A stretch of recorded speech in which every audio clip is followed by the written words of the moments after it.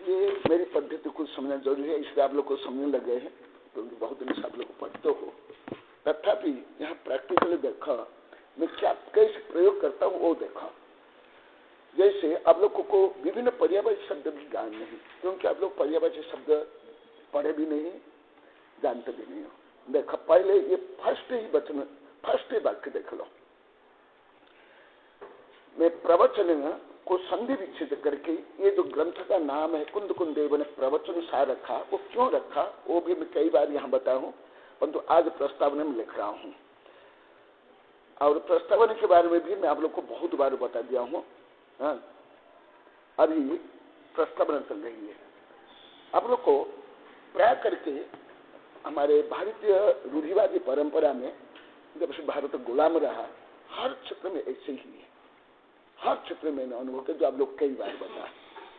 जैसे यहाँ ओबलिक ओबल के देख करके मैं लिखा हूँ, मैं इसको स्पष्टीकरण करने के लिए और पर्यायवाची शब्द देने के लिए लिखता हूँ, तो दूसरे इसको और क्या मान लेते हैं, गलत मानते हैं और कठिन मान लेते हैं। ये भी समझ नहीं आता है, ये जो ओबलिक दिया गया ये पर्यायवाची शब्द है, उसका अर्थ है, इतना भी नहीं समझते और इसको उल्टा मानते। इससे मुझे समझ के आ गया कि एकदम ज्ञान बहुत कम और विपरीत है। जो उत्कृष्ट पद्धति को निकृष्ट पद्धति मानते हैं, क्योंकि यही मुझे कई लोग बोलते हैं, शिष्य, वो भी उच्च शिक्षित भी। तो प्रकृष्ट का मतलब इतने सब है। फिर संधि विच्छेद करके व्याकरण की दृष्टि से यहाँ मैं लिखा हूँ प्र प्लस वचन, प्रवचन, और उसके क्या क्या अर्थ है यहाँ पर बताया गया। अच्छा, गीले हो जाते हैं, ये हुआ। फिर आप लोग को मैं अनेक बार बोला हूं और अभी यहां भी दे रहा हूं। देखा प्रकृष्ट वचन, क्योंकि आप लोगों को बहुत बार बता दिया, इसलिए अभी ज्यादा मैं डिटेल नहीं पढ़ा रहा हूं। प्रवचन, अभी इसका जो मैं वो अपना अपर नाम सत्य साम्य सुखामृतम क्यों रखा, मैं एक दिन बताया था कि आप लोग को प्रवचन सार माने कोई जो सामान्य साधु पंडित जो प्रवचन करते हैं, लोकल कथा कहानी चुटकुला, उसका संग्रह होगा। ये एक गलत धारणा है, इसलिए मैं इसको सत्य साम्य सुखामृत देखा। परंतु प्रवचन वस्तुतः मूल रूप में सर्वज्ञ का ही होता है, गणधर का भी नहीं, कुंद कुंद का भी नहीं, मेरा भी नहीं, किसी का भी नहीं, संभव भी नहीं है। वो जो मैं आप लोग बहुत बार बोल दिया, यहाँ मैं संक्षिप्त में लिखा हूँ, क्योंकि सर्वज्ञ के बाद गणधर से लेकर कुंद कुंद से लेकर मैं हो, कोई वैज्ञानिक दार्शनिक पंडित क्या जानते हैं, एक अणु को भी नहीं जान सकते हैं। तो क्या, इसलिए वस्तु तो प्रवचन दिए, परंतु भ्रांत धारणा क्या है, मैं जो आप लोग को पहले बोला यहाँ भी बोल देता हूँ। जैसे मैं बड़े बड़े ग्रंथ पढ़ाता हूँ, जैसे पहले हमारा बड़ा संघ में मैं ऐसे प्रवचन सार, समय सार, धवला, जय धवला, तो जब मैं पढ़ाना प्रारंभ करूंगा सब भाग जाते थे। ये तो 2-3 जगह में केवल आते हैं, एक पूरा दक्षिण भारत में सामनेबाड़ी और उधर दिल्ली तरफ मुजफ्फरनगर जो प्रोफेसर प्रभात उन्हीं के, और उदयपुर। परंतु अभी मुजफ्फरनगर में भी नहीं है, अभी स्वाध्याय में ज्यादा रुचि उदयपुर में, जो मैं 18 वर्षों से मैं अनुभव कर रहा हूँ स्वाध्याय में। अन्य जगह में स्वाध्याय को फालतू मानते, कथा कहानी चुटकुला बोलो उसको प्रवचन मानते। हाँ, एकदम लगभग 99%, 99% एकदम। हाँ, जो साधु कथा कहानी चुटकुले पूरे बैठे हैं, हाँ, और बाकी भाग जाएंगे। हाँ, लोगों की मति बात विपरीत है। हाँ, सही है। आप बोला ना साधुओं के अलौकिक, हाँ हाँ, वैसे साधुओं को भी अलौकिक, ये भी अलौकिक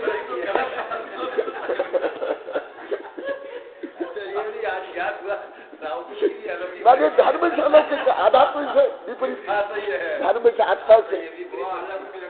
हाँ, देखा, इसलिए वस्तुतः जो तीर्थंकर का जो प्रवचन हुआ उसका सार है कुंद कुंदेव ने इसमें लिखा है, जो 1984 पाहुर लिखा, और अभी उपलब्ध उनका समस्त ग्रंथ में पढ़ा हूँ। अधिकांश ग्रंथ सैकड़ों साधु को पढ़ा हूँ, सैकड़ों पंडितों को पढ़ा हूँ। उस सब ग्रंथ का मैं जो खुद पढ़ा और पढ़ाया, उसका मैं खुद अनुभव करता हूं ये प्रवचन सार ये सार है। परंतु अभी प्रवचन सार में कथा कहानी चुटकुला मनोरंजन इसको प्रवचन मान लेते नहीं, वो प्रवचन सही है। कथनचित हम आगम के दृष्टि से देखें वो प्रवचन ही नहीं, जैसे मेरी कविता में मैं लिखा हूं प्रवचन ही नहीं। तो ये है प्रवचन। हाँ, प्रवचन माने प्रकृष्ट वचन। लास्ट में फिर मैंने दे दिया दिव्य ध्वनि तीर्थंकर केवली अरिहंत के वचन। और ऊपर भी लिखा हूं किनके प्रवचन होता है, सर्वज्ञ देव, उनको अरिहंत बोलते हैं, आप तो बोलते हैं, परमात्मा बोलते हैं, शास्त्रा बोलते हैं। ये पर्यावरण शब्द भी आप लोगों को जानना चाहिए। अभी भी आप लोग को पर्यावरण शब्द अति कम है, अति कम। मैंने मान लो कि मैं 7वीं 8वीं कक्षा में जितना पढ़ता था मुझे पर्यावरण शब्द ज्ञान था, अभी मैं जो कॉलेज में पढ़ाते हैं उनको भी नहीं, पर्यावरण शब्द अति कम, इसलिए मैं पर्यावरण शब्द भी देता हूँ। देखो आप तो मैंने परमात्मा शास्त्रा, शास्त्र का भी अर्थ ये आगे पीछे एक ही है, ये ओबलिक ऑप्शन ऑप्शन। हाँ, ऐसी ही पद्धति आगे मेरे सब ग्रंथ में आप लोग को पाओगे। ये केवल आप लोगों को रेफरेंस में बताया।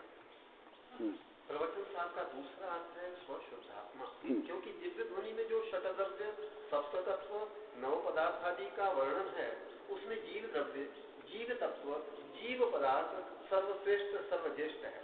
उसमें भी पंच परमेष्ठी पूजनीय आदर्श अनुकरणीय है, परंतु अंत में स्वशुद्धात्मा निज परमात्मा ही पूजनीय ग्रहणीय है, क्योंकि निज परमात्मा में ही निज को अनंत सत्य साम्य सुखादि अनंत अक्षय गुण प्राप्त होते हैं। अतः दिव्य ध्वनि का सार निज शुद्धात्मा ही है, कहा भी है। पक्यण सारम प्रवचन सार शब्द वाच्यम निज परमात्मा मात्म, अर्थात प्रवचन सार शब्द से कहा गया निज परमात्मा को।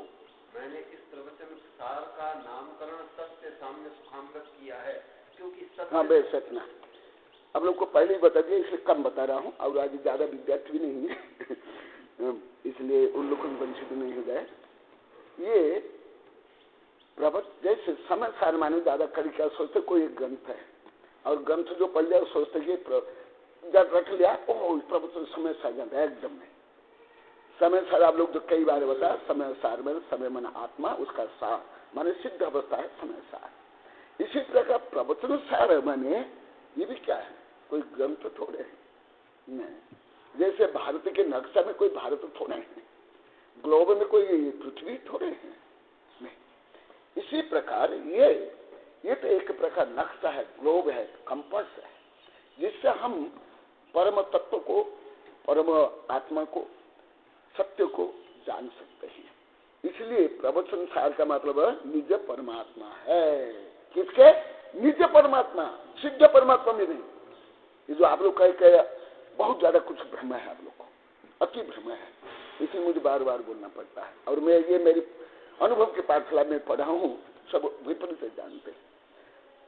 निज परमात्मा को क्या जाएगा प्रवचन सार। यदि कोई प्रवचन सार पढ़ करके भी राग द्वेष काम क्रोध विषय वासना लंड फंड और छाती पूजा लाभ धन कमाने लगा दिया, ये प्रवचन सार नहीं है उनके लिए। उनके लिए शास्त्र शस्त्र है। प्रवचन सार निज आत्मा को शुद्ध बनाने का जो नियम कानून पद्धति है वो प्रवचन सार है। समझ आ रहा है? पढ़ आगे। और उसका मैं जो अपर नाम जो दिया हूँ सत्य साम्य सुखामृतम, आप लोग कई बार बता दिया, अभी इसमें भी विस्तार से लिख रहा हूँ मैं सत्य साम्य सुखामृतम क्यों लिखा, इसका क्या कारण। क्योंकि हमारे आचार्य ने भी इसको किया, जैसे मोक्ष शास्त्र का अपर नाम तत्पर सूत्र और उसको उसकी कई टीका है। बोलो तो कौन कौन सी टीका किसने की? प्राचीन काल में हमारे आचार्य ने की संस्कृत में।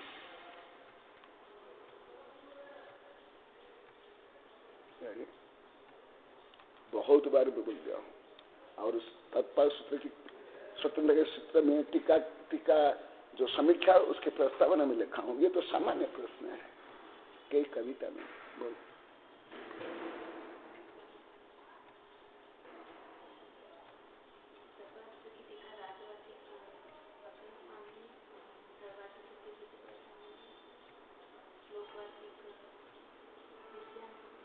बहुत सुंदर। ये भी आज आप लोग को खोल भी नहीं दे, इतना छोटा प्रश्न, LKG का प्रश्न। और कम से कम आप लोग को तो मैं तत्व सूत्र पढ़ाते वक्त आप लोग को पढ़ाया हूँ। देखा, स्वाभाविक है हमारे देश में यही है, प्राथमिक ज्ञान को कम महत्व देते हैं। देखा, तो तत्पाल सूत्र की टीका का नाम हमारे आचार्य ने भी अलग अलग अपने टीका का नाम अलग है ना, तो मैं भी ऐसे युगानुकूल में करता हूँ। उस युगानुकूल करने का तो आप लोग को अभी पता चला कितना चल रहा है देश विदेश का। अभी 2 बड़ी बड़ी सूचनाएं आप लोग को सुन लिया। हाँ, यदि हम रूढ़िवादी शब्द रहेंगे कुछ थोड़ा समझ आएगा, कुछ नहीं आता। इसलिए मैं उसको सत्य साम्य सुखामृत रूप में अपर नाम दिया हूँ। और ये कोई दोष नहीं है, कोई दोष नहीं ना। हमारे आचार्य ने किया है, क्या कि नहीं, भले आप लोग को मालूम नहीं। जैसे मैं अभी प्रश्न करने आप लोग को उत्तर नहीं दे पाया, इसका मतलब आप लोग को मालूम नहीं है। आप लोग को मालूम नहीं इसका मतलब गलत हो इसमें। क्योंकि सत्य में स्वशुद्धात्मा से आदि लेकर पंच परमेष्टि, सटद्रव्य, सप्ततत्व, 9 पदार्थ आदि संपूर्ण लोकालोक समाहित है। क्योंकि सत्य का ही स्वभाव होता है। हाँ, स्वभाव ये प्रिंट मिस्टेक है। स्वभाव होता है, असत्य का नहीं। कहा भी है, तत्व वस्तु सत लक्षण वाली है अथवा सत स्वरूप ही है और वह स्वतः सिद्ध है, इसलिए अनादि निधन है। अपनी सहायता से ही बनता और बिगड़ता है और वह निर्विकल्प वचनातीत भी है। सत्य के बारे में बहुत पढ़ा दिया, अभी आगे पढ़ाऊंगा, इसलिए बताइएगा। वस्तु सत लक्षण वाली है, यह प्रमाण लक्षण है। प्रमाण में एक गुण के द्वारा संपूर्ण वस्तु का ग्रहण होता है। वस्तु में अस्तित्व, वस्तुत्व, प्रमेयत्व, प्रदेशत्व आदि अनंत गुण हैं। अस्तित्व गुण का नाम ही सत है। सत कहने से अस्तित्व गुण का ही ग्रहण होना चाहिए, परंतु यहाँ पर सत कहने से संपूर्ण वस्तु का ग्रहण होता है। इसका कारण यही है कि अस्तित्व आदि सभी गुण अभिन्न हैं। अभिन्नता के कारण ही सत के कहने से संपूर्ण गुण समुदाय रूप वस्तु का ग्रहण हो जाता है। इसलिए वस्तु को सत स्वरूप भी कह दिया है। सत और गुण समुदाय रूप वस्तु दोनों अभिन्न है, इसलिए सतरूप ही वस्तु है। यहाँ पर लक्ष्य लक्षण की भेद विवक्षा रखकर ही वस्तु का सत लक्षण बतलाया है। अभेद विवक्षा में तो वस्तु को सत स्वरूप ही बतलाया गया। हाँ, ये तो इससे बहुत बता दिया हूँ स्वामी कार्तिकायन परीक्षा में, अभी इसमें भी और अभी आगे आएगा, इसलिए यहाँ ज्यादा विस्तार नहीं कर रहा हूँ। जो मैंने नाम रखा है इसका सत्य साम्य सुखामृत। सत्य मैंने देश में अभी प्रवचन बताया, कोई जो स्कूल कॉलेज में जो व्यापार धंधा में जो संविधान में कानून जो सत्य वो सत्य नहीं है। यहाँ प्रवचन में भी कई बार वो सत्य का यहाँ कोई वर्णन नहीं है। और वो सत्य कथन सत्य ने विपरीत भी है, असत्य भी है, मैं जो कई बार प्रवचन बोल गया। जो ये सत्य मैंने परम सत्य, जो आत्मा से लेकर के पूरा ब्रह्मांड छोड़ सत्य। तो यहाँ सत्य में क्या आया, पूरा ब्रह्मांड पंच परिमेष्टि, ये सत्य कहा है। सत्यम लोयम सारभूयम, अर्थात सत्य विश्व में सारभूत है। हाँ, ये जो मैं दिया हूँ ये सितंबर ग्रंथ से है। सत्यम लोयम सारभूयम, ये सितंबर ग्रंथ का है। सत्य सर्वम प्रतिष्ठितम, सत्य में ही सर्व प्रतिष्ठित है। हाँ, ये है उपनिषद का, हिंदू धर्म का। सत्य सर्वम प्रतिष्ठितम, प्रतिष्ठित है, निहित है, गर्भित है, अवस्थित है। हाँ, देखा ये जो ये पर्यावाची शब्द है, क्या क्या है। यहाँ तक कि सत्य को भगवान कहा गया, यथा सत्यवम भगवम। सत्यम भगवम, ये भी सितंबर ग्रंथ से लिया है। महात्मा गांधी का कहना भी था कि truth is God and God is truth, अर्थात सत्य भगवान है एवं भगवान सत्य है।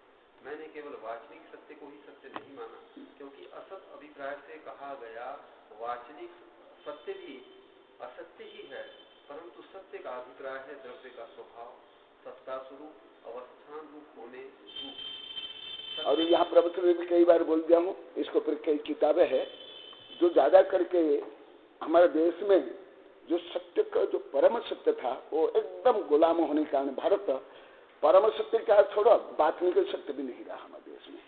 अभी भी पाश्चात्य जगत में जो वाचनिक सत्य हमारे देश में नहीं है, कहाँ भी नहीं है, यहाँ तक कि धर्म में भी नहीं है। कानून में और राजनीति में तो एकदम उल्टा, शिक्षा में भी नहीं।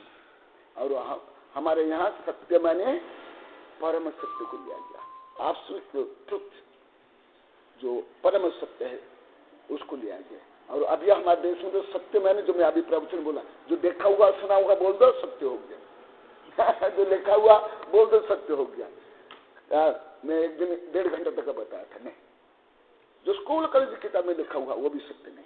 कथनचित धार्मिक ग्रंथ में भी लिखा हुआ यदि हमारा भारत गलत है और गलत रूप में उसको प्रतिपादन कर रहे हैं, जैसे पंथवादी लोग करते हैं, या स्वार्थ दृष्टि के लिए समाज को लड़ाने के लिए, वो भी सत्य नहीं।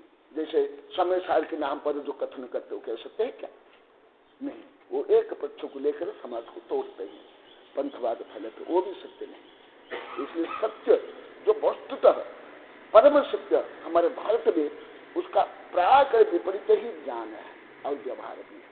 कथनचित विदेश में इतना नहीं है, इतना नहीं अभिप्राय रूप में ना, यदि होता वो लोग को इतने विकास नहीं कर पाते, आर्थिक रूप में, टेक्नोलॉजी में, विज्ञान में, कानून में, संविधान में नहीं कर पाते, और इतनी शांति भी नहीं हो पाती। हमारे देश में जितना भ्रष्टाचार, अन्य अत्याचार है, मैं तो प्रवचन में बता दिया हूँ 10 दिन में, उसमें बड़ा कारण है असत्य, असत्य सबसे बड़ा कारण। हमारे यहाँ सत्य को कोई महत्व नहीं देते, ना बात नहीं कर, ना व्यावहारिक कर, कोई सत्य को महत्व नहीं। बस सत्य के अवलंबन से, सत्य के आश्रय से सत्य स्वरूप स्वशुद्धात्मा में स्थिरता दीनता है, और साम्य, समता, क्षमा, चारित्र, स्वशुद्धात्मा परिणाम धर्म है। हाँ देखा, फिर अभी मैं दूसरा क्या लिख रहा हूँ, साम्य। साम्य माने क्या? जैसे दब्बू है, कार्य है, पेड़ है, या दीनहीन है, जैसे फॉर एग्जाम्पल, जैसे आप लोग को प्रवचन में भी बहुत बताया हूँ अभी 10 दिन में, जैसे जो देश गुलाम होता है या जो गुलाम हो जाते हैं, जैसे ये पहले जो दास प्रथा थी, गुलाम प्रथा थी, वो जो जैसे चुप रहते हैं, दबकर रहते, वो सामने नहीं, वो नहीं। अभी एक कविता में लिख रहा हूँ, यहाँ साम्य माने देखो, जो आगे आएगा विस्तार से। हाँ, साम्य माने ये स्वभाव है, साम्य। इसका मतलब उग्र होना, लड़ाई झगड़ा करना, तो वो सही क्या नहीं, वो भी कुंद कुंद भगवंत ने इसी शास्त्र में कहा भी है, चारित्रम खलु धम्मो धम्मो जो सो समोचिने दिष्टो मोह कोह विहीनो परिणामो अपनो समो। ये गाथा आप लोग को पढ़ा दिया हूँ बहुत विस्तार से। निश्चय कर अपने में अपने स्वरूप का आचरण रूप जो चारित्र वह धर्म अर्थात वस्तु का स्वभाव है, जो स्वभाव है वह धर्म है। इस कारण अपने स्वरूप के ध्यान करने से चारित्र का नाम धर्म कहा गया है। जो धर्म है वही समभाव है, ऐसा श्री वीतराग देव ने कहा है। वह साम्य भाव क्या है? उद्वेग पने से रहित आत्मा का परिणाम वही साम्य भाव है। अभिप्राय यह है कि वीतराग चारित्र वस्तु का स्वभाव है, वीतराग चारित्र, निश्चय चारित्र, धर्म सम परिणाम, ये सब एकार्थ वाचक है। और मोह कर्म से जुदा निर्विकार जो आत्मा का परिणाम स्थित सुख में, वही चारित्र स्वरूप है। समता जीव का शुद्ध वस्तुगत स्वभाव होने से समता जीव का धर्म है। समता में मिथ्यात्व, क्रोध, मान, माया, लोभ, रति, अरत, हास्य रति, अरति, शोक, भय, जुगुप्सा, स्त्री पुरुष नपुंसक वेद का प्रभाव नहीं होने के कारण इसमें समता में रत्नत्रय, उत्तम क्षमादि, 10 धर्म, 5 व्रतादि सर्व अंतर्भूत है। धर्म की व्यापक परिभाषा में कहा भी है। हाँ देखा, जो मैं आप लोग कई बार बोला, ये देखा यहाँ संक्षिप्त में, यहाँ मैं लिख लिया हूँ, समता में अन्य भले जो कुछ व्रत नियम में सब गर्भित नहीं होता है, परंतु समता में समस्त धर्म नियम गर्भित होता है। सितंबर संप्रदाय में इसलिए ज्यादा करे सामायिक करते हैं। सितंबर हमारे दिगंबर परम जैसे पूजा आरती ये ज्यादा करते हैं, सितंबर परंपरा में सामायिक ज्यादा करते हैं। वो दिन भी आए थे ना, फिर कुछ बोल कर फिर वो बैठ गए ना, वो वंदना करके हम लोग की वंदना कर बैठ गए, उस सामने आ गया। हाँ, परंतु ये भी नहीं कि केवल बैठ जाएगा क्षमता हो जाता है, नहीं, ये सब भाव जब नहीं होता है, ये तृष्णा सब रहित, तब जाकर। ये तो विस्तार से आगे पढ़ाऊंगा, इसलिए यहाँ भी ज्यादा नहीं बता रहा हूँ। हाँ, धम्मो वत्सु सहारो खमादि भावो यदस्विहो धम्मो रैणत्रयं च धम्मो जीवाणं रक्षणं धम्मो। कार्तिकीय अनुप्रेक्षा। वस्तु के स्वभाव को धर्म कहते हैं, 10 प्रकार के क्षमा आदि भावों को धर्म कहते हैं, रत्नत्रय को धर्म कहते हैं, जीवों की रक्षा करने को धर्म कहते हैं। यहाँ आचार्य श्री ने धर्म के विविध स्वरूपों को बतलाया है। जीव आदि पदार्थों के स्वरूप का नाम धर्म है। जैसे जीव शुद्ध बुद्ध चैतन्य स्वरूप है, यही चैतन्य उसका धर्म है। अग्नि का स्वरूप उष्णता है, यही उसका धर्म है। तथा उत्तम क्षमा, मार्दव, आर्जव, सत्य, शौच, संयम, तप, त्याग, आकिंचन और ब्रह्मचर्य रूप आत्म परिणाम को भी धर्म कहते हैं, क्योंकि ऐसा कहा है कि धर्म का लक्षण अहिंसा है। समता आत्मा का गुण स्वभाव होने से अथवा इसे सुखादि अनंत गुणों की उपलब्धि होने से यह समता धर्म है, क्योंकि धर्म सम्यक्त मात्रात्मा शुद्ध स्वान भवो अथवा तत्फलम सुखमक्षयम चायिकम प्रयत्। सम्यक्त स्वरूप आत्मा ही धर्म कहलाता है, अथवा शुद्धात्मा का अनुभव होना ही धर्म है, और अतीन्द्रिय अविनाशी क्षायिक सुख ही धर्म का फल कहलाता है। हाँ। ये सब गहन विषय तो मैं आगे विस्तार से पढ़ाऊंगा ही। अभी प्रवचन में 10 दिन में बहुत कुछ बताया हूँ, पहले भी बताया हूँ, यहाँ सामान्य बताता हूँ। अन्य जितने सावक धर्म मुनि धर्म में सब धर्म गर्भित नहीं होते हैं, परंतु समता में सब गर्भित हो जाते हैं, समता में सब गर्भित हो जाता है। इसलिए यहाँ पर धर्म सम्यक्त मात्रात्मा कहा गया, क्योंकि जैसे आप लोग को पहले बताया था, शांत जलाशय में आप पत्थर डालो या लकड़ी डालो या ईंट डालो या हड्डी डालो, तरंग उत्पन्न होगी कि नहीं। इसी प्रकार क्रोध, मान, माया, लोभ, ईर्ष्या, द्वेष, घृणा, किसी प्रकार विकार भाव से जो भाव में जो तरंग उत्पन्न होती है और जो कषाय उत्पन्न होती है, वही आत्मा का विभाव है या हिंसा है या क्रोधादि भाव है। इसलिए समता, भले ये शब्द तक का प्रयोग नहीं होता, अभी मैं उस दिन मूल में पढ़ाते हुए बताया था, इसलिए समता शब्द भी प्रयोग नहीं करते।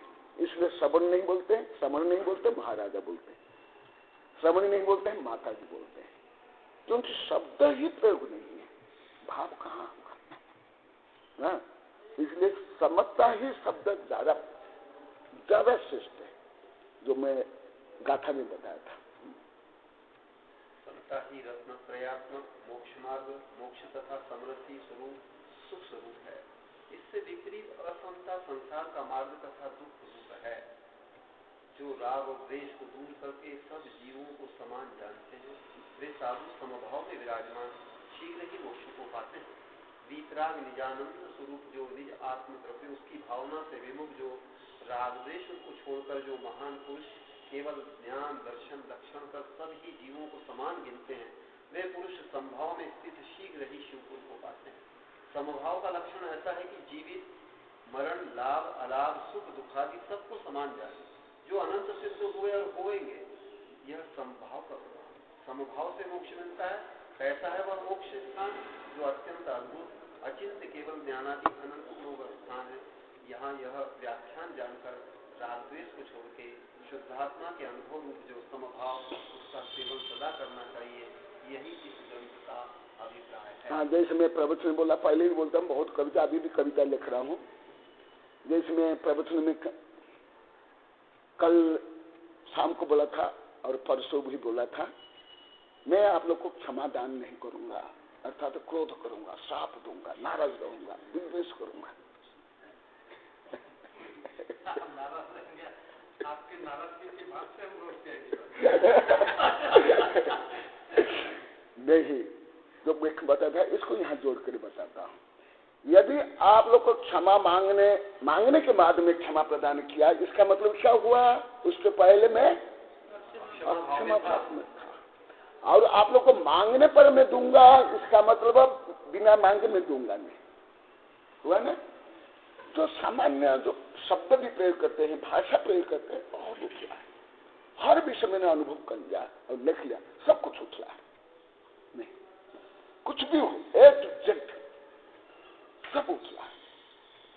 ये तो मेरे जो ये सब प्रवचन सारे आप लोग को पढ़ोगे तो आप पता चलेगा। और जो मेरे बड़े बड़े ग्रंथों में लिखा, देखो मैं अभी क्षमा अभी क्षमा के ऊपर अभी 8 दिन से काम चल रहा है, पर्व चल रहा है ना, सितंबर के 8 है, हम लोग के 10, तो 18 दिन।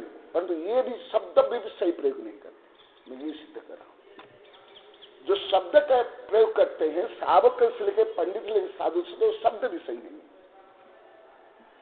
शब्द भी सही नहीं। मैं 2 बार बोल गया, 3 बार बोल गया। देखो मैं पहले बोलता हूं, क्षमा वाणी ही गलत है, वाणी में तो क्षमा हो ही नहीं। अभी जैसे बार बार चल रहा है, कहाँ है क्षमा आत्मा में। अभी अभी मैं कविता भी लिख लिया, ब्रह्मचर्य कविता भी लिख रहा हूं। भाव कहाँ है? यदि भाव सही नहीं है, क्षमा पूर्वक नहीं है, समता पूर्वक नहीं है, वाणी से मांग लेने से क्षमा हो जाएगा, कार्य करने से हो जाएगा।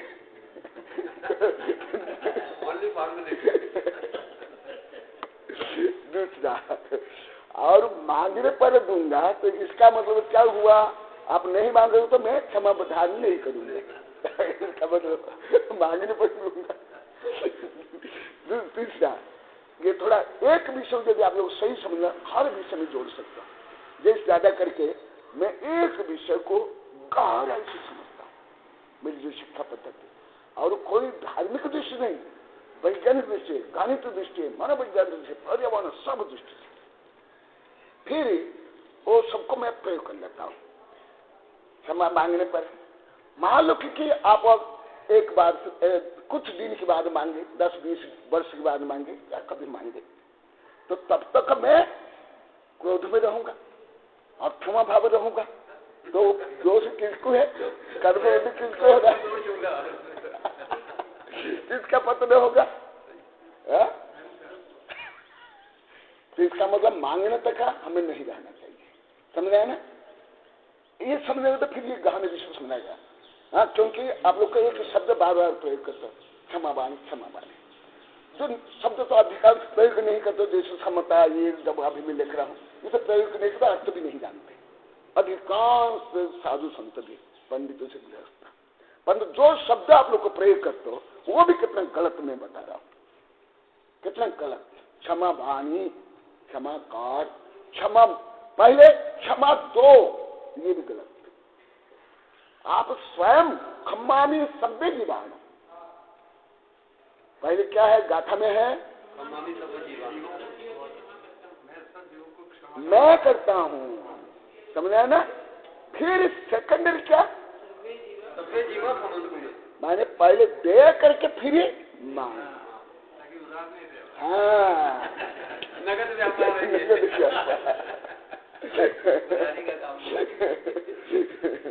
तो इसका मतलब क्या हुआ?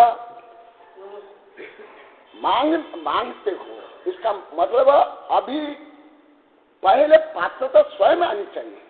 जब हम में स्वयं में पात्रता है तो उस पात्रता में हमारे गुण आएंगे। यदि स्वयं हम क्षमावान स्वयं नहीं बने और क्षमा याचना करने की क्षमता हम में नहीं है, दूसरे कोई क्षमा प्रदान करने पर भी हम क्षमावान बन जाएंगे? नहीं, क्योंकि हमारे अंदर पात्रता ही नहीं है।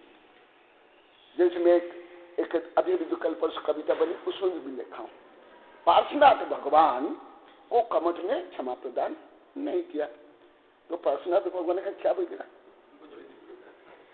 और कमठ ने क्षमा प्रदान नहीं किया, उसका क्या लाभ हो गया? इसलिए जो अभी आध्यात्म ग्रंथ में प्रवचन चल रहा है, ये परावलंबन धर्म नहीं है। कोई हमें क्षमा करने के बाद हम क्षमावान हो गए, ये नहीं। एक दूसरा, पर्व में, पर्व वस्तुतः साधु के लिए नहीं है और धर्म कोई पर्व में भी नहीं होता है, जैसे आप लोग को बताया। क्योंकि अभी समय सर में प्रवचन सर में ही चल रहा है, तो उसको जोड़ो जो अभी 10 दिन आपलोग को बताया। कोई दिन में कोई पर्व है, पर्व होता है क्या? धर्म होता है क्या? क्योंकि स्वयं दिन व्यवहार काल है जो अचेतन है, और हम चेतन है, तो हमारा धर्म काल में कैसे आ जाएगा? ये संभव नहीं। इसलिए कोई निश्चित दिन क्षमा मांगना और क्षमा देना ये भी एक रूल है, क्योंकि फिर हम तो क्षमा मांग ले जैसे तैसा और दे दिए, हो गया काम, ये भी से नहीं। तो यहाँ क्या बता रहे हैं, राय दोष वे परिहरबी जे सम जीव निगंती ते सम भावे पर क्रिया लहु निपान ला। राग और द्वेष किसके प्रति भी, केवल दूसरे प्रति नहीं, केवल मनुष्य प्रति या सत्ता संपत्ति प्रति नहीं, स्वयं के प्रति भी राग द्वेष है, तब वहां साम्य भाव नहीं आएगा। जब साम्य भाव नहीं है तो वहां जैसा अभी पहले आया, वहां रत्नत्र दस धर्म, ये संभव नहीं है। इसलिए हर जीव प्रति, किसके प्रति साम्य भाव, हर जीव प्रति राय दोष वे परिहर भी जे सम जीवन नियंती ते सब भाव परीक्षा लहु निपान लाती। इसी प्रकार आगे जो सम भाव है बाहिर हूं ते सहू, अच्छा ये आगे नहीं पढ़ा, अभी पढ़ फिर भी बताओ। समभाव है बाहिर हूं सिद्ध सहु हम करी संगु चिंता सायरी पड़ी परहु परिपर अन्नु विदग्धई अंगु। जो कोई समभाव अर्थात निज भाव से बाह्य पदार्थ है उनके साथ संग मत कर, क्योंकि उनके साथ संग करने से चिंता रूपी समुद्र में पड़ेगा और भी शरीर दाह को प्राप्त होगा, अर्थात अंदर से जलता रहेगा। हाँ, अभी एक कविता है, अपूर्ण है, अभी समय हो गया, मैं आ गया संध्या का समय, अभी मैं लिख रहा हूँ कुछ, इसमें भी लिख रहा हूँ। कुछ कविता बोलते हुए लिख रहे हैं, ये सुन लो।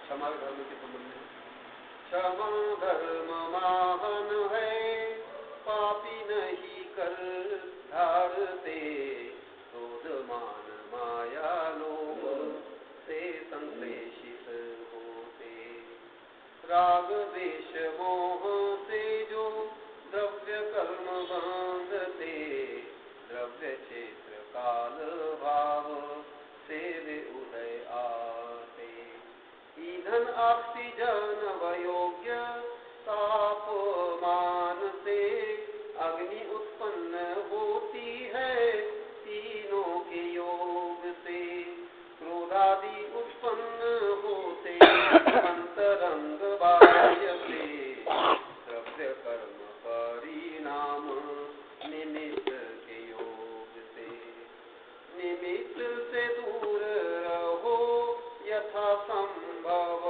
हो, निमित्त योग से भी परिणाम साम्य हो, शांत परिणाम से कर्म होंगे क्षीण, निमित्त न होगा हावी शांत होगा परिणाम। क्षमा धर्म महान है पापी नहीं धारते, क्रोध मान माया लोभ से संश्लेषित होते। ये तो अभी आगे अब लिखूंगा। जैसे मैं यहाँ साइंस का उदाहरण दिया है, जैसे अग्नि के लिए फ्यूज चाहिए, ईंधन, तेल, लकड़ी आदि, दूसरा क्या चाहिए, ऑक्सीजन, तीसरा क्या, तापमान। यहाँ एक दिन बताया भी है साइंस के अनुसार।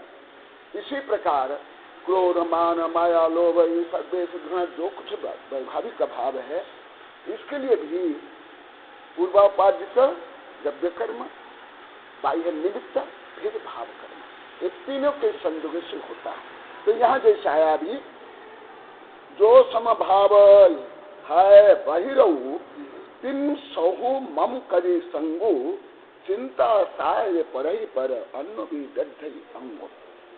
तो पहले तो बता दिया आंतरिक कारण, फिर बहिरंग कारण।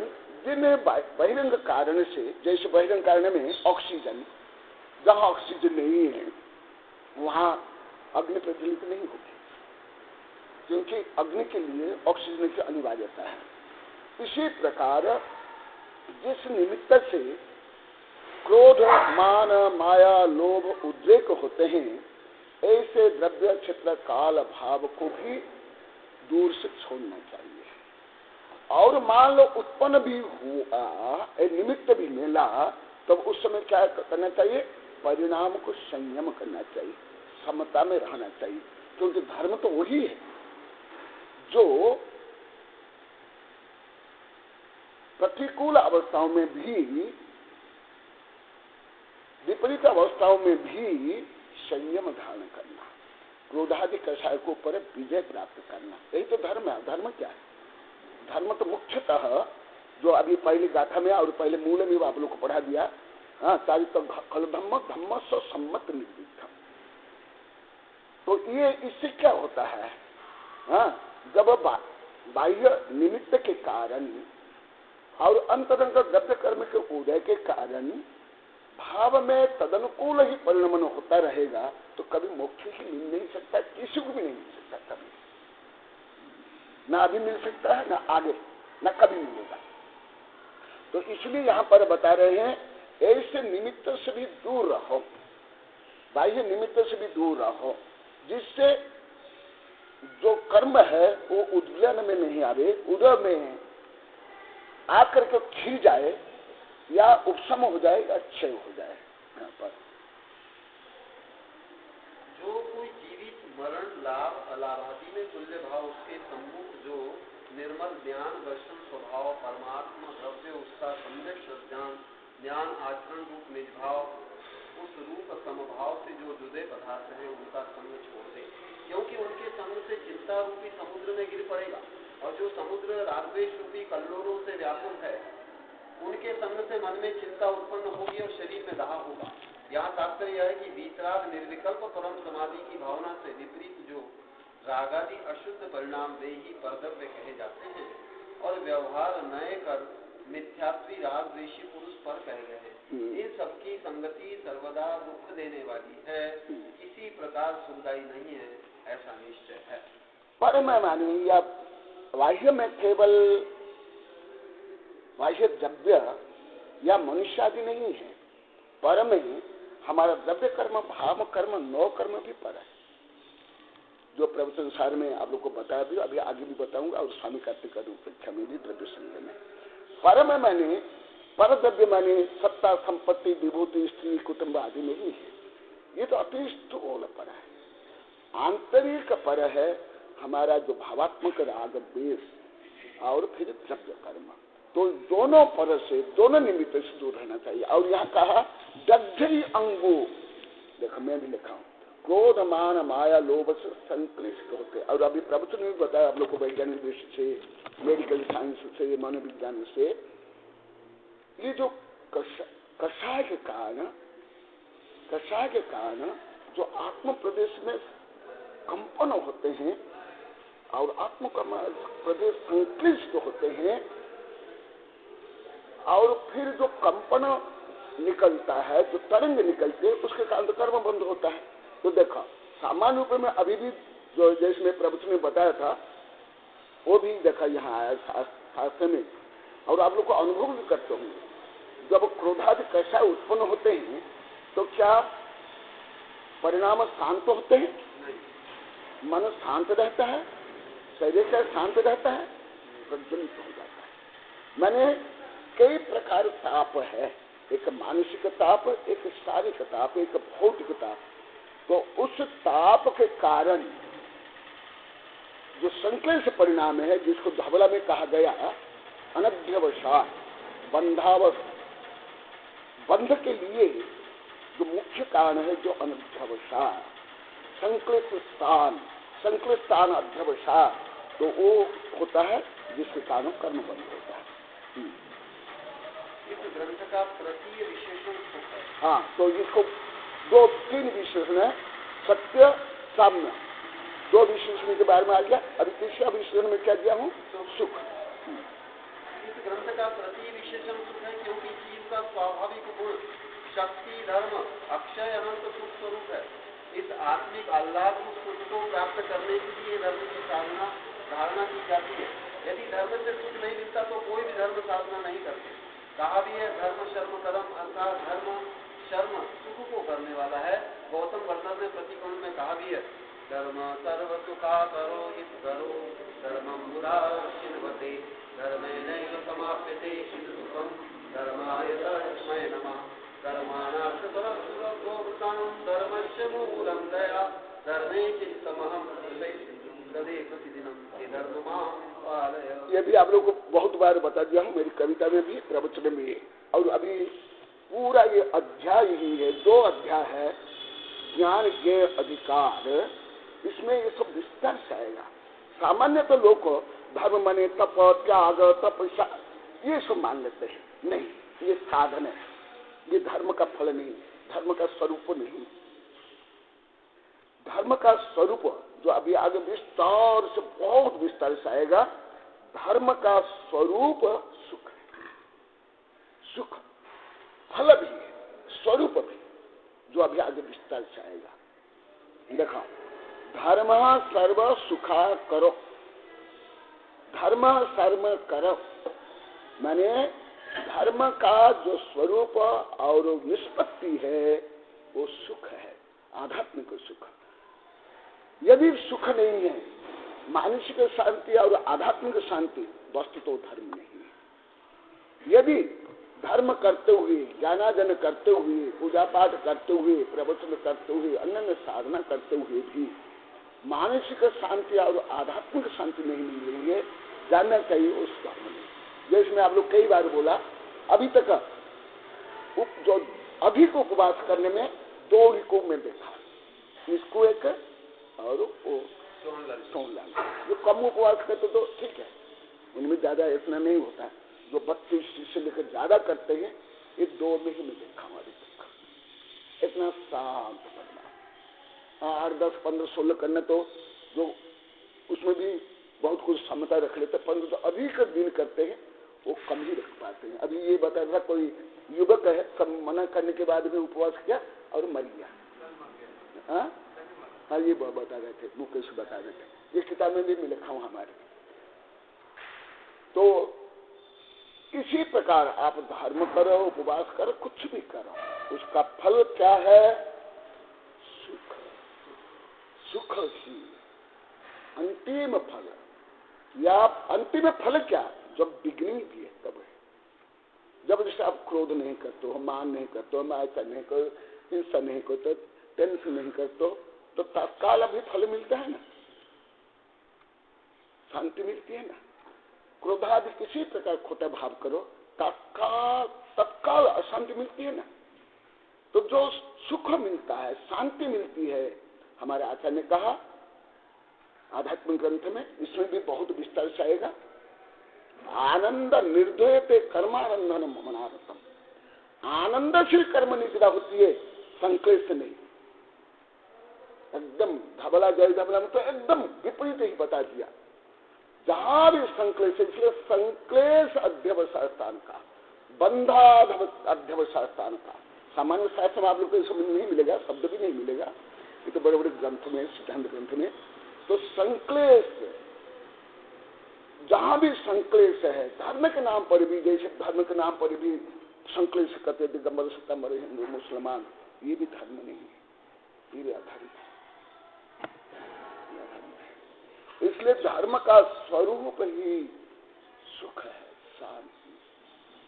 तो मैं आप लोग कई बार बताया था, एक जगह आया ये सुख। इस श्लोक में भी धर्म शब्द की 8 विभक्तियों के एक वचन का प्रयोग किया गया है। धर्म रूप चारित्र स्वर्ग और मोक्ष संबंधी सब सुखों का आकार अर्थात उत्पत्ति स्थान है, सब जीवों के हित का करने वाला है। चारित्र रूप इस धर्म को सभी विवेकशील तीर्थंकर आदि महापुरुष भी संचित करते हैं। धर्म से ही मोक्ष सुख की प्राप्ति होती है। उस धर्म के लिए मेरा नमस्कार हो। धर्म के अतिरिक्त और कोई संसारी जीवों का उपकारक अर्थात मित्र नहीं है। धर्म का मूल कारण दया है। इस प्रकार के धर्म में मैं प्रतिदिन चित्त लगाता हूँ। हे धर्म, तू मेरा पालन कर। देखो, यहाँ सामान्यतः दया माने केवल पर दया मान लेते हैं। पर दया आत्मदया सहित होनी चाहिए, स्वदया सहित होनी चाहिए। स्वरक्षा, स्व संक्लेश देकर स्वयं को शांति पहुंचाते हुए पर दया। और देखा, माम पालया, मेरी रक्षा करो, मेरा पालन करो। इसका मतलब क्या हुआ? जब जो धर्मी धर्म रूप परिणमन करता है, वो स्वयं अधर्म से, पाप से निवृत्त हो जाता है तो उसकी रक्षा स्वयं होना प्राप्त हो जाता है। वेश्यामि समीचीनं धर्मं कर्म निवर्हणं संसार दुःखतः सत्त्वान् योधरयुक्तं सुखे। रत्नखंड श्रावकाचार। ग्रंथकर्ता श्री समर्थ भद्र स्वामी प्रतिज्ञा वाक्य कहते हैं कि मैं संसार संबंधी दुखों को प्राप्त कराने वाले कर्मों के विनाशक तथा धारण करने वाले जीवों का इस लोक तथा परलोक दोनों में उपकार करने वाले उस धर्म का निरूपण करता हूँ जो जीवों को चतुर्गति रूप संसार में होने वाले शारीरिक, मानसिक एवं आगंतुक दुखों से निकालकर स्वर्ग और मोक्ष के उत्तम सुख में धारण करता है। निराकुलम सुखम जीव शक्ति द्रव्योपजीवनी तद्विरुद्धा कुलत्वं वै शक्ति श्रद्धा धाति कर्मण। आकुलता रहित जीव की एक शक्ति का नाम सुख है। वह सुख नाम की शक्ति द्रव्योपजीवी है, उसी की विरोधिनी आकुलता है और वह आकुलता घातिया कर्मों की शक्ति है। ये जो पंचाध्याय ग्रंथ बहुत कठिन ग्रंथ है। मैं अभी 2005 को हमारे पहले के साधु संत माता जी और हमारे कुछ वैज्ञानिक प्रोफेसर शिक्षकों में पढ़ा रहा था। ये बहुत आध्यात्मिक है, बहुत तार्किक है, बहुत। देखा, निराकुलम सुखम जीव शक्ति द्रव्यो जीविनी।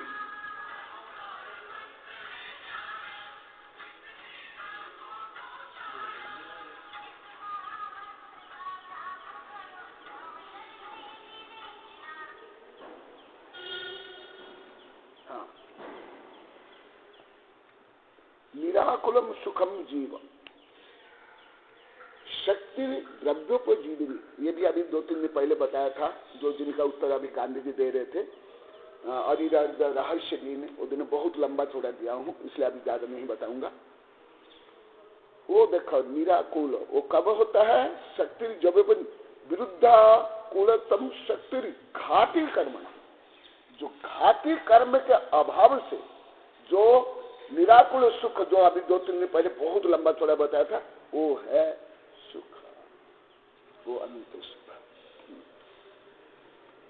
इसलिए जब तक घाती कर्म है तब तक निराकुल अनंत सुख की उपलब्धि नहीं होती है। कोई ऐसा भी समझे हुए हैं कि सुख और कोई चीज नहीं है, घातिया कर्मों के अभाव से होने वाली जो निराकुलता है वही सुख है, किंतु ऐसा नहीं है। निराकुलता तो आकुलता के अभाव को कहते हैं। अभाव कोई वस्तु नहीं, परंतु सुख आत्मा की एक भाव रूप शक्ति है। वह ऐसी ही है जैसे कि ज्ञान शक्ति, दर्शन शक्ति आदि शक्तियां हैं। भाव रूप शक्ति का नाम ही द्रव्योपजीविनी शक्ति है और अभाव रूप धर्म को प्रतिजीवी गुण कहते हैं। सुख गुण के प्रकट होने पर आकुलता नहीं रहती है, परंतु आकुलता का ना होना ही सुख गुण नहीं है। वह एक स्वतंत्र गुण है। उस गुण का घातक कोई खास कर्म नहीं है, क्योंकि चारों ही घातियां कर्म मिलकर उसका घात करते हैं। इसलिए 13वें गुणस्थान के प्रारंभ में अथवा 12 गुणस्थान के अंत में जहाँ पर घातिया कर्मों का सर्वथा नाश हो जाता है, वहीं अनंत सुख गुण अनंत चतुष्टयधारी श्री अनंत देव के प्रकट हो जाता है। इस कथन से यह बात भी सिद्ध हो जाती है कि जिन जिन गुण स्थान में उन घातिया कर्मों का जितना जितना क्षय हो जाता है, उन गुण स्थानों में उतना उतना ही सुख गुण का अंश प्रकट होता जाता है। अतः चौथे गुण स्थान में भी किंचन मात्र दिव्य अलौकिक परम स्वाद अनुभव सुख की झलक मिल जाती है। हाँ, ये अध्याय भी कुछ दिन पहले बहुत लंबा छोड़ा 1.5 घंटे तक बताया हूँ। वही विषय याद करें, यहाँ जोड़ता हूँ। जो आदि राजा रहस्य भी ने शायद 15वीं गाथा के टिकाने में बताया था, वही विषय यहाँ है। यह अति कठिन विषय है, अभी भी आप लोगों को समझना इतना सरल नहीं है। साधु संत से गृहस्थ तक को जब तक इसको करना जगत से गुणस्थान का प्रयोग नहीं समझेंगे, इतना समझना अभी आप लोग के बस की बात नहीं है, किसी की भी बात नहीं है। इसलिए इसको मैं कम में ही बताऊंगा, हल्का से ही आप लोग को जोड़ ही बताऊंगा। और जो मैं बताया था उसको इसमें जोड़ा।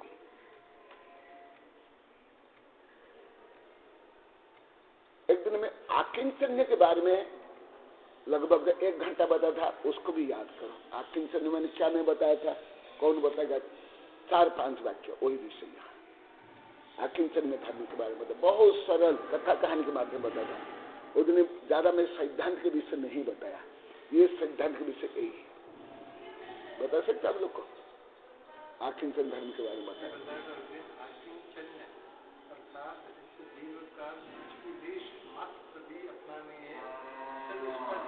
स्वभाव है, सुख है, वही आकिंचन है। वो आकिंचन धर्म का सिद्ध होता है।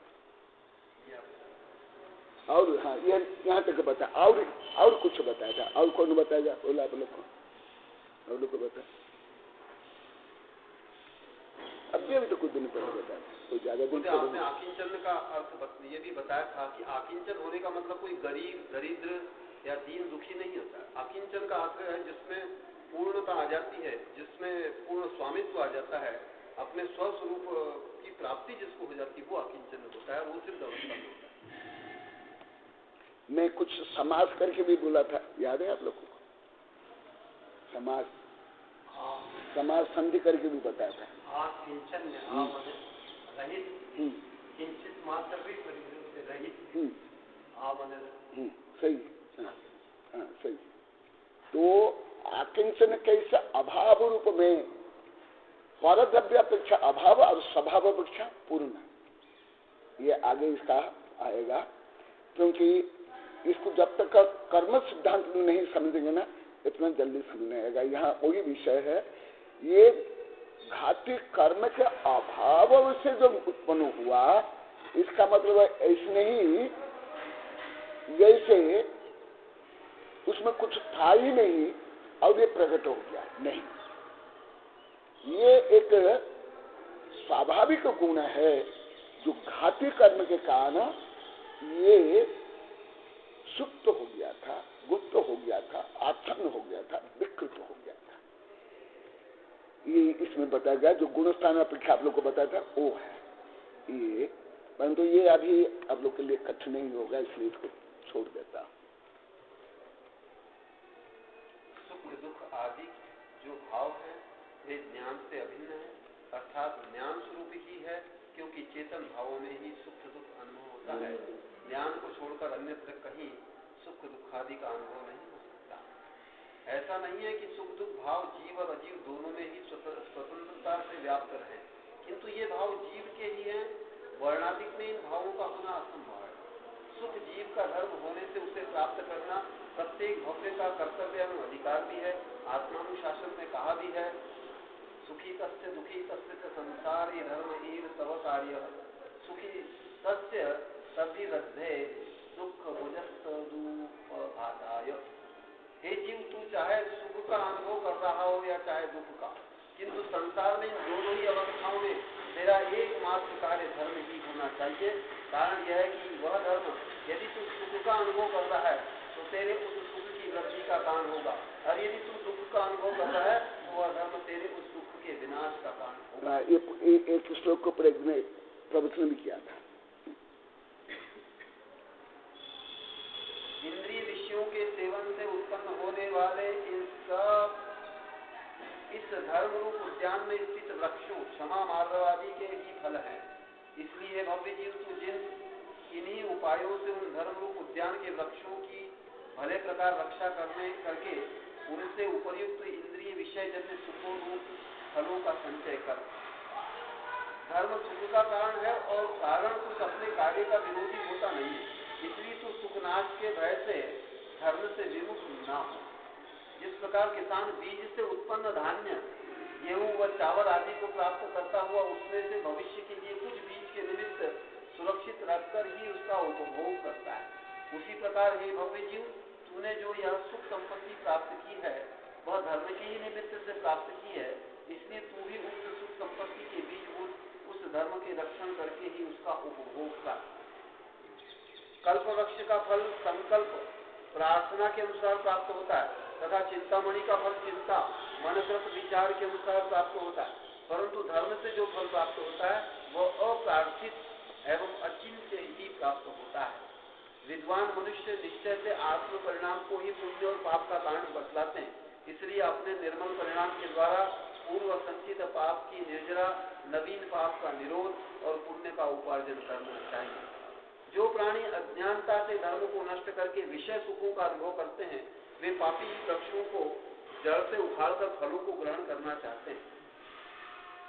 जो धर्म मन से स्मरण, शरीर के द्वारा आचरण तथा वचनकृत उपदेश को विषय करने वाले कर्तृत्व, कृत, हेतु कर्तृत्व, प्रेरणा, कार्य और अनुमोदन के द्वारा सब प्रकार से प्राप्त किया जा सकता है, उस धर्म का संग्रह कैसे नहीं करना चाहिए, अर्थात सब प्रकार से उसका संग्रह अवश्य करना मैंने नवकोटि से स्वयं करना चाहिए, करवाना चाहिए, मनोवचन की प्रकारिता से करना चाहिए।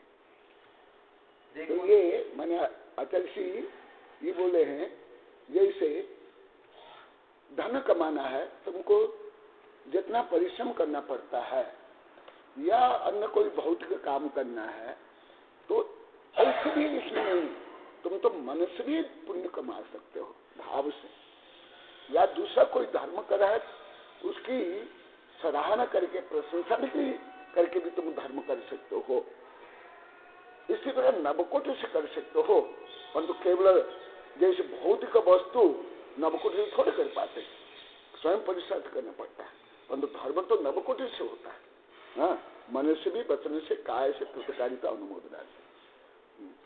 देखो, जब तक वह धर्म मन में अतिशय निवास करता है तब तक प्राणी अपने मारने वाले का भी घात नहीं करता है, और जब वह धर्म मन से निकल जाता है तब पिता और पुत्र का भी परस्पर में घात देखा जाता है। इसलिए इस विश्व की रक्षा उस धर्म के रहने पर ही हो सकती है। ये विषय तो मैं यहाँ कई बार प्रवचन भी बोला हूँ, बहुत बार, अभी कई बार दशों परिश्रम में बोला हूँ।